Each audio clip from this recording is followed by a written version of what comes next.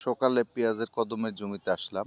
আসার পরে একটা বিষয় দেখে মেজাজটাই খারাপ হয়ে গেল। দেখেন দর্শক, এই যে পেঁয়াজের কদমগুলো দেখেন কি অবস্থা করছে।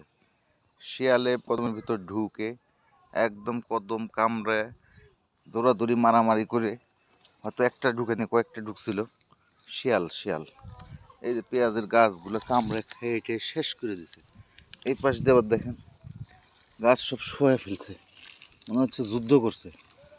হ্যাঁ, মনে কি কিলাকিলি মারামারি লাগে শালারা একটা কাজ করছে। এটা কদমগুলারে সব শোয়াই দিছে, মারামারি লাগছিল।